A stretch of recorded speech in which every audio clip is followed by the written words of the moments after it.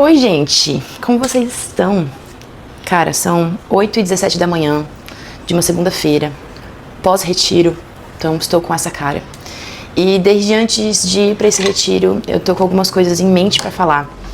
E eu não queria perder essa oportunidade que eu estou aqui fazendo panquecas para a minha família. Enquanto essas panquecas são feitas, a gente vai conversando. Bom, as crianças estão brigando. Que foi? Que foi? Deixa ele comer, filho. Você tem um monte aí. Olha quantos tem no seu pote.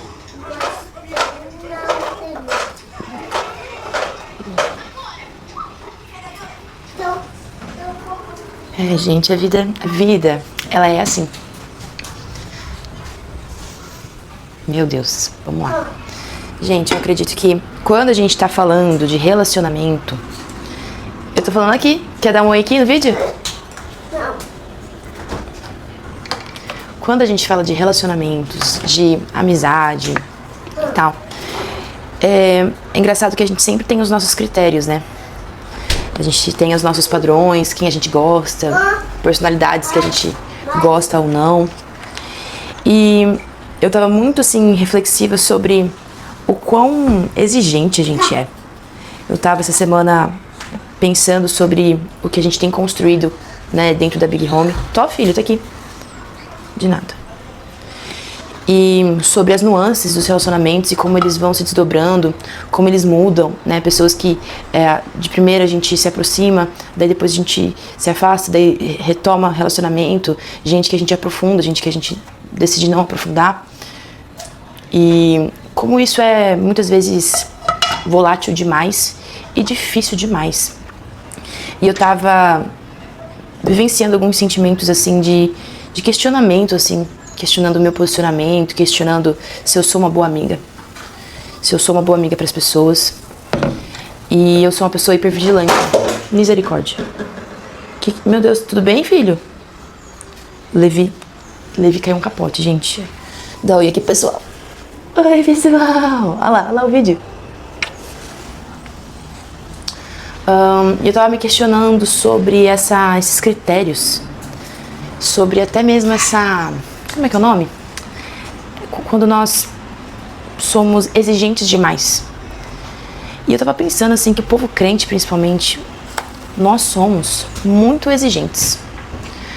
A nossa régua de relacionamento, ela é muito alta. Só que não pro bom sentido, não por favor de uma boa relação, por favor de uma boa sintonia dentro do corpo de Cristo, dentro da comunidade, mas por conta dos nossos próprios critérios e inseguranças. E quando eu me dei conta disso, que na verdade a nossa dificuldade em se conectar com as pessoas, muitas vezes é culpa desse critério contaminado de egoísmo e de ferida. Realmente assim, vem de um coração ofendido. Porque quando a gente é ofendido, é muito difícil agradar a gente. Que foi? É muito difícil agradar um coração ofendido. É quase impossível agradar um coração ofendido. E eu fiquei me questionando sobre o meu coração, sobre a minha tolerância aos erros das pessoas. Minha tolerância a olhar para as pessoas e será que eu consigo esperar elas crescerem? Será que eu tenho força de diálogo para sentar com elas, para resolver as questões, para resolver sem um coração ofendido, sabe? Filho, com você no meu colo, não consigo fazer panqueca. Já te pego, peraí. Espera. Oh, meu Deus.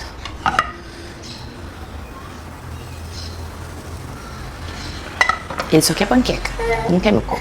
Filho, tá muito quente a panqueca ainda. Gente, fica linda. Se vocês quiserem receita, depois eu passo. Ó. Com bastante baunilha. Tá quente. O que você quer que eu faça? Tá quente, meu amor. Não? Tó. Pronto, resolvido. Bom, voltando a falar, né, gente? Vamos lá, algumas interrupções. E faz sentido isso pra vocês? Quando a gente pensa em critério, muitas vezes a gente tá colocando critérios tão egoístas e desequilibrados, sabe? E aí a gente vai passando anos e anos dentro da igreja sem construir relacionamentos duradouros, passando de panelinha em panelinha, sabe? Cada um é um melhor amigo. Quer panqueca, filho? Uhum. por conta disso, a gente não tem tolerância aos erros das pessoas, a gente não tem flexibilidade, e o nosso coração é muito ofendido, e Deus tem falado muito sobre isso comigo, sobre ter uma vida mais leve, sabe? Eu vi esses dias no TikTok uma moça assim, fez um vídeo meio motivacional, assim, de inspiração, mas uma boa mensagem. Ela falando sobre, quando ela tá, sei lá, com pressa e fica muito nervosa com o carro da frente, ela pensa, pô, essa pessoa pode estar carregando um bolo, sabe?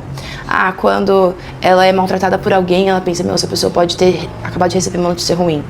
Ela vai relativizando os maus comportamentos, mas de uma maneira empática, trazendo empatia, considerando uma possível dor dessa pessoa, ou uma possível necessidade, enfim, empatia, né? E eu penso que na igreja a gente tem pouquíssimo senso de empatia. Dentro da comunidade a gente só liga para as nossas próprias necessidades. A gente não tem sensibilidade e nenhum tipo de dúvida. No sentido, tem aquela expressão em inglês, né? Eu dou o benefício da dúvida para as pessoas, sabe? Eu dou o benefício da dúvida. Antes de julgar essa pessoa, a gente precisa pegar, deixa ele errar com você, antes de você já pré-determinar que essa pessoa vai errar com você. Trata ela como Cristo te trata, te dando o benefício da dúvida também. Oi, você quer mais? Quer mais? Gente, eu vou mostrar pra vocês uma coisa bem fofinha que o Davi faz. Quer comida? É muito fofinha. Vamos lá. E ter esse posicionamento de empatia deixa a nossa vida muito mais leve. Quando a gente olha para o nosso dia dessa maneira, considerando a humanidade das pessoas, considerando o sentimento das pessoas, a nossa vida se beneficia disso. Os nossos dias se beneficiam disso. Então, quando alguém erra comigo ou quando acontece alguma coisa que me ofende, se eu escolho não me ofender com aquilo, como é que fala? Eu economizo vários dias que talvez eu gastaria remoendo aquilo, sendo extremamente amargurada e rancorosa com aquilo, simplesmente relevando. Mas não é um relevar de arrogância. Eu espero que vocês entendam o que eu tô falando aqui. É um relevar de verdade. Por não estar cultivando um coração ofendido. Esse relevar, realmente, ele só pode ser executado por um coração que não se ofende. Que realmente, sabe, a pessoa fez e você... tudo bem, mano, seguimos, já nós, sabe? Não, mano, tudo bem mesmo. E um coração ofendido, ele distorce as coisas, ele traz peso, ele dificulta as amizades.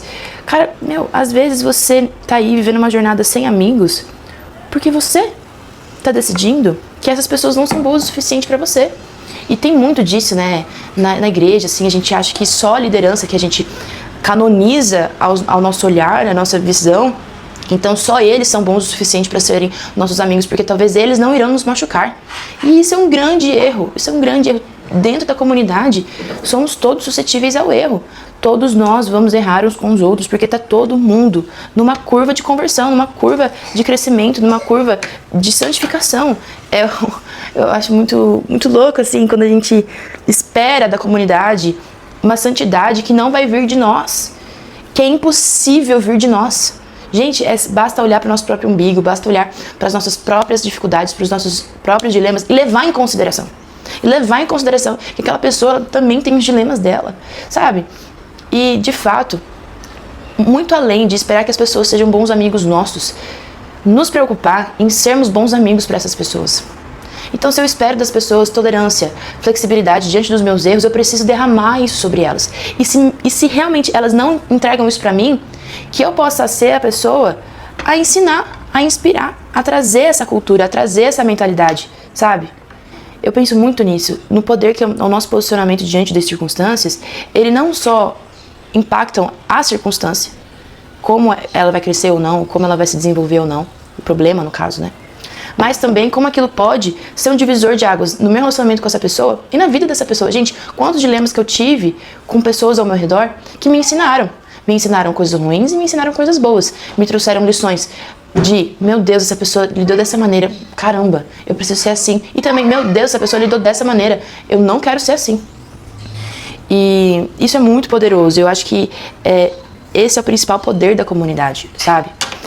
E se a gente não tem sensibilidade e humildade pra ter esse coração, sabe, de boa, seja uma pessoa de boa, sabe? Relaxa. E eu tô falando isso pra mim mesma. É uma coisa que eu falo pra mim, porque eu sou uma pessoa que pensa demais. Eu penso demais. Se a pessoa me deixa com um pouquinho de espaço pra imaginação sobre como ela me vê, sobre como ela se sente a meu respeito, eu já penso pior. Então, Levi, filho, não pisa em cima do biscoito. Ó, e dá esse lá pro seu irmão. Será que ele vai dar? Acho que ele vai dar. E por quê, né? Por que relacionamento é a nossa maior dificuldade dentro da igreja? Relacionamentos saudáveis. Porque a gente não tem tolerância. A gente não dá espaço para as pessoas nos ensinarem. Para aquela pessoa que você menospreza te ensinar. Todo mundo tem algo para nos ensinar, sabe? E esse é outro ponto que eu queria trazer aqui hoje, que é um ponto bem delicado. Vou contar uma história para vocês. Espero que eu não exponha ninguém. O Pedro não quis? Não quis? Dá lá pro seu irmão.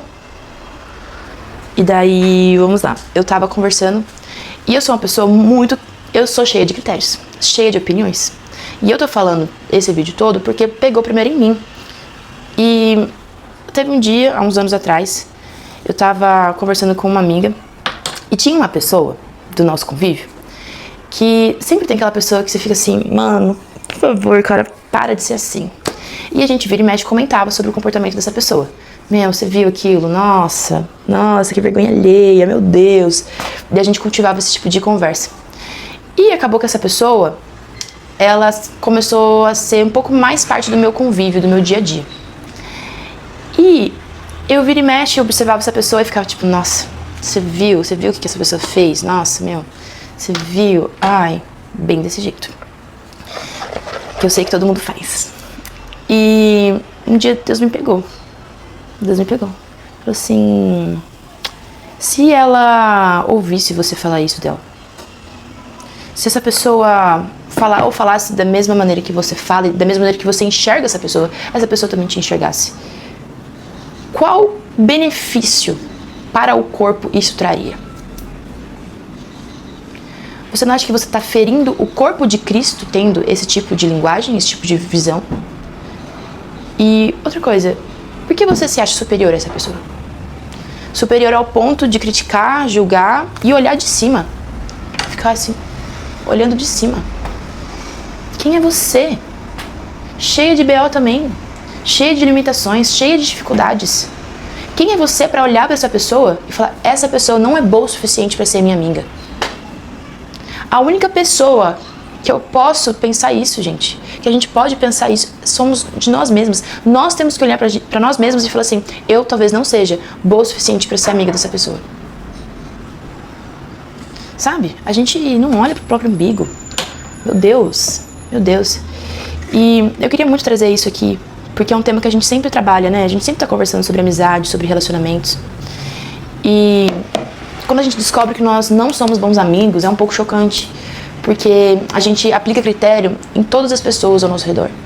E até mesmo a tua autocomiseração, o teu vitimismo de, eu sei o que eu faço, porque parece que eu não sou boa o suficiente pra ninguém, parece que não sei o que, é também uma arrogância.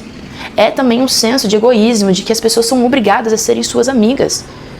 Que as pessoas são obrigadas a gostar de você e te trazer pra intimidade da vida delas. Mas às vezes é se olhar e falar assim, será que eu seria uma amiga boa o suficiente pra essa pessoa? Tem muitas pessoas, no último ano, né, Deus vem trabalhado isso comigo, desde o meu tempo lá em Balneário. Acho que estar numa igreja nova te faz questionar a sua metodologia de relacionamento, né? Como você encontra as pessoas e como você cultiva essas pessoas. Então, tiveram algumas pessoas nessa caminhada que, o critério de amizade delas era tão alto, o envolvimento, essas pessoas buscavam muita intimidade, muito envolvimento, muita participação na vida delas. Elas pediam muito, que eu olhei e eu, assim, eu não vou ser uma amiga que essa pessoa tá precisando, que ela tá querendo. Não vou ser, eu não vou encontrar na altura que essa pessoa precisa de mim. E talvez essas pessoas ficaram frustradas comigo, porque eu não correspondi o pedido de amizade delas. E aí, tá, o exemplo perfeito da dualidade que existe dentro de uma amizade. Muitas vezes as pessoas não estão nos encontrando no mesmo nível porque a gente está pedindo demais delas. E às vezes está pedindo muito de quem a gente nem tem intimidade, de quem a gente nem tem vínculo. A gente pede fidelidade de quem tem aliança. E a gente só tem aliança com quem a gente tem intimidade. Intimidade a gente cria com tempo. Com tempo e intensidade, né? São duas curvas que elas né? Se ajudam. Peraí, gente, que eu tô ouvindo. Mano, eu vou mostrar pra vocês o que o Levi está fazendo.